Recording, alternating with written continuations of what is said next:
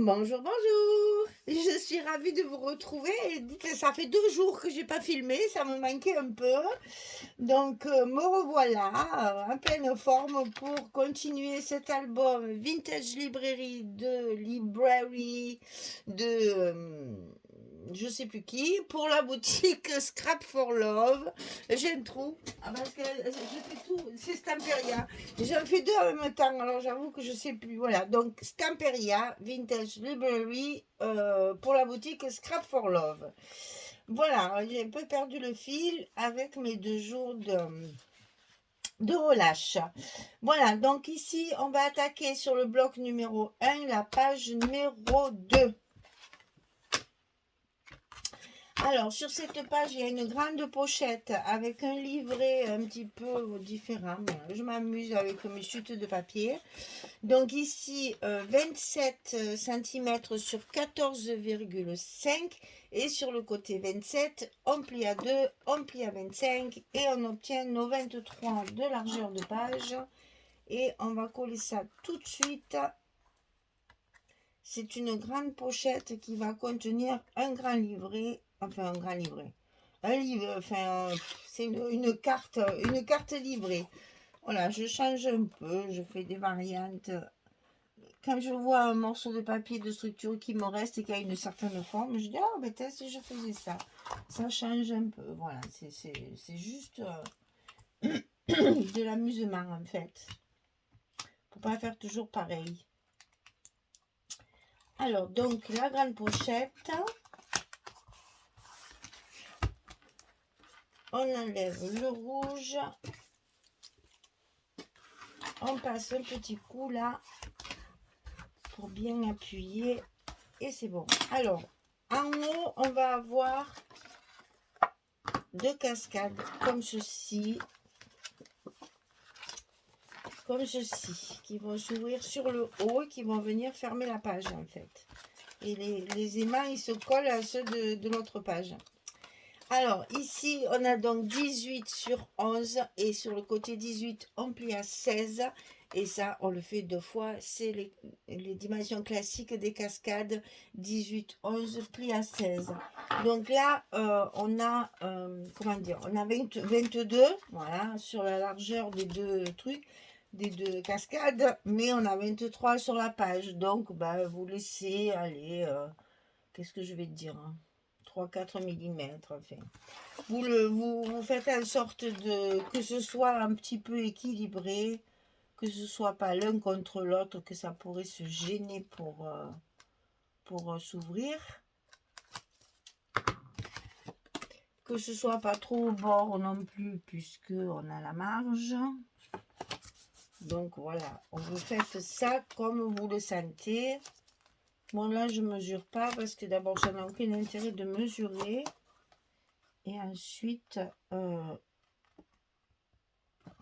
peut très bien le faire, voilà. Hein, je dois avoir à peu près pareil de chaque côté. Par contre, au milieu, j'ai un petit peu moins. Et là, mon pli, il n'est pas bon.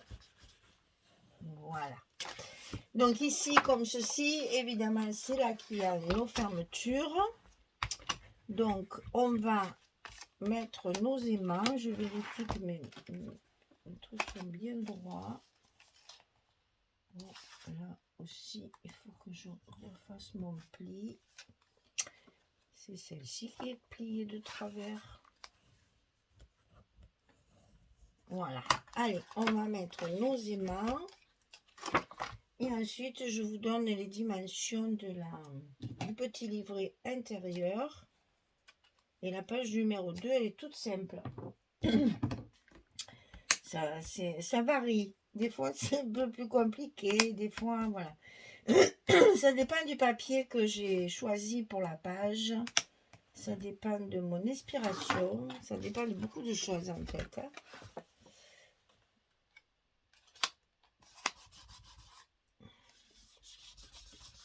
Voilà. Donc là, on a nos fermetures en place.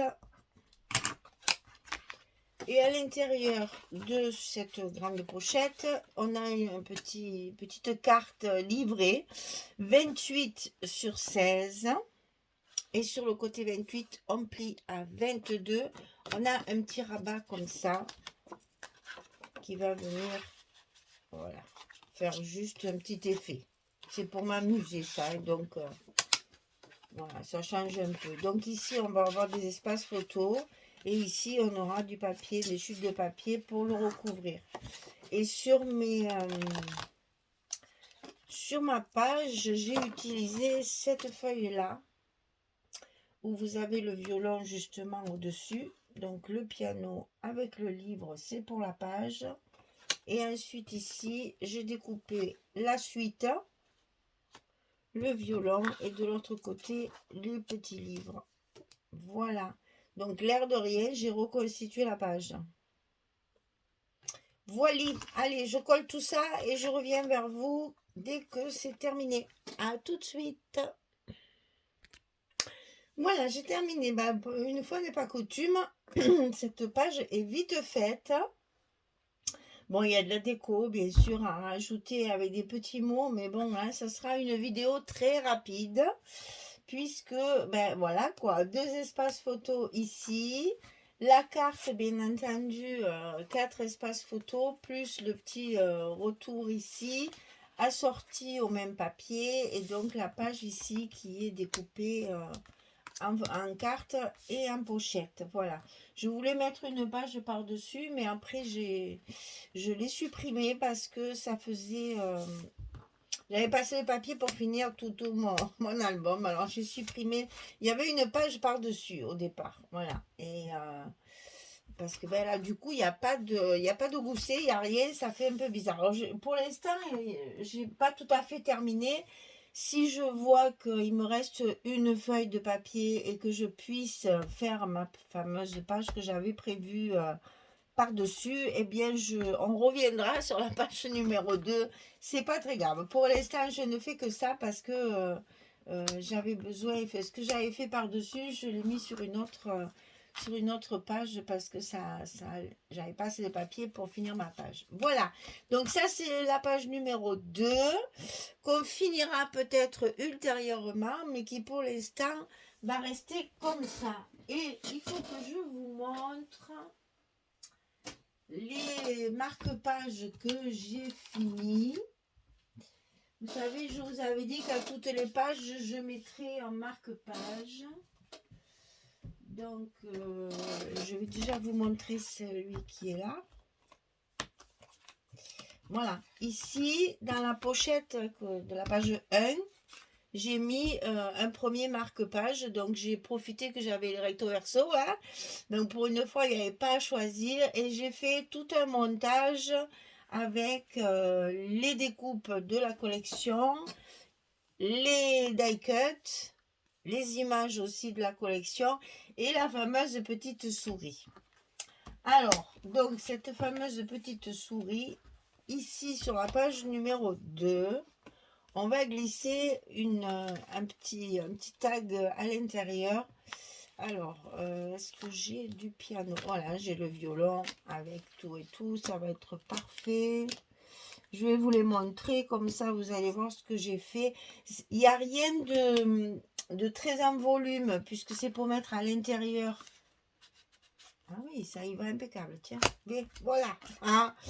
Ça alors, donc voilà, ce que j'ai fait, c'est que j'ai découpé des encriers, j'ai découpé des porte-plumes, je me suis servi de certaines die-cuts, les étiquettes de la collection, ça aussi c'était avec les... Vous savez, c'est dans la collection collectable de 15-30 et la fameuse petite souris dont je vous ai déjà beaucoup parlé.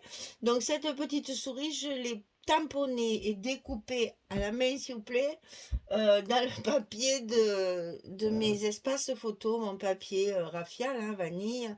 Et j'en ai fait, je crois, une trentaine. Donc il va y en avoir de partout. Et je trouve qu'elle est trop mignonne, cette petite souris qui se promène au travers des vieux livres qui sentent un peu l'humidité, le moisi. Là, vous savez, dans les vieilles bibliothèques, ça a cette odeur un petit peu particulière de livres un peu moisis, un peu... Ça sent bon, je trouve, les vieux livres. Alors voilà, un petit ruban en haut, des petites superpositions d'images découpées et le recto verso, puisque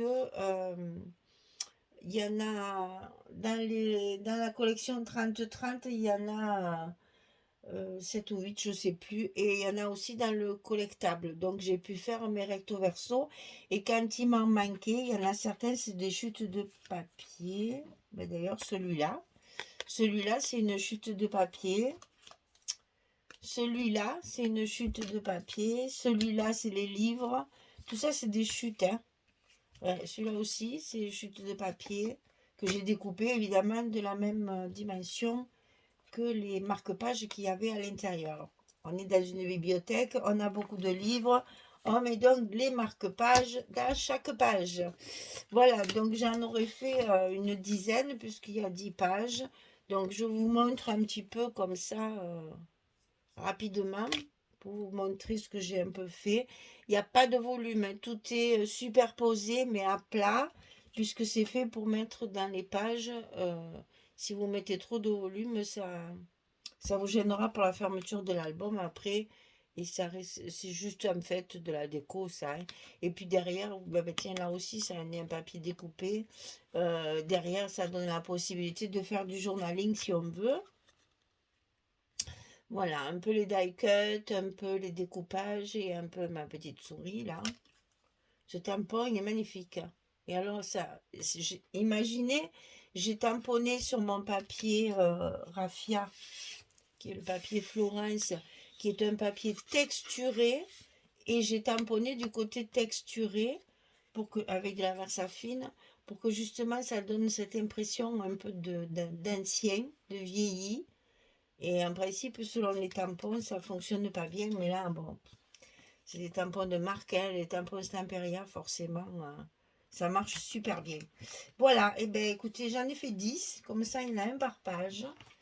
Et donc ici, j'ai donc mis celui-ci, celui avec le dragon, des petits flacons d'encre, une pile de livres, un livre ouvert, une étiquette, une plume, tout ça c'est découpé.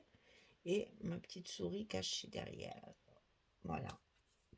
Et chaque fois c'est recto verso, puisque je me suis servi de tout ce que j'avais.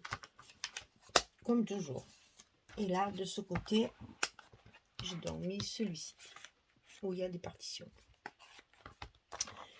Ça va bien avec la musique. Voilà, mesdames, page numéro 2 terminée. On va attaquer le bloc numéro 2. Allez, je vous remercie. Je vous dis à très très vite pour la suite. Bonne journée, bonne soirée et à très bientôt. Au revoir tout le monde.